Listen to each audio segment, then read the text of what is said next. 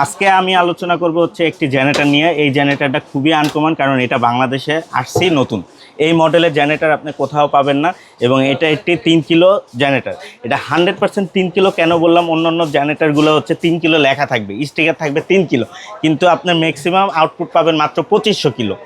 আর এটার ম্যাক্সিমাম হচ্ছে 3200 কিলো, এবং আউটপুট ম্যাক্সিমাম পাবেন হচ্ছে 2.8, মানে 200 কিলো আপনার তারে খাবে।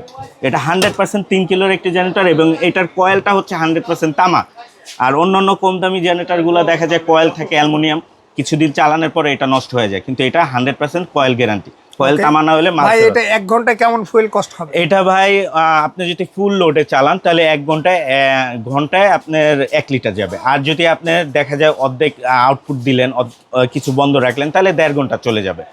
আর অনেকে এটা বলে 2-3 ঘন্টা চলে, এটা মিথ্যা কথা ভাই। আপনি চাইলে এটা গ্যাসে করে নিতে পারবেন, আমি নিজে গ্যাস করে দিব আপনার 10 মিনিটের মধ্যে। আপনি গ্যাসে করতে হলে আলাদা এক্সট্রা 4000 টাকা আপনার এই যে কার্বোরেটরের বিল দিতে হবে। ঠিক আছে, এটা আপনি বাসা বাড়িতে বারান্দায় রেখে চালাতে পারবেন, কারণ এটা সাইলেন্সারটা হচ্ছে বাইকের সাইলেন্সার। খুবই স্মুথ সাউন্ড পাবেন, আপনার কোনো লাউড ফিল হবে না ঘরে বসে থাকলেও। বারান্দায় বসে আপনি ঘরের মধ্যে আপনি ইউজ করতে পারবেন। ভাই এটার দাম রাখছেন কত? ভাই এটা আস্কিং প্রাইস হচ্ছে মাত্র ডিসকাউন্ট দিয়ে আপনার 32,000 টাকা।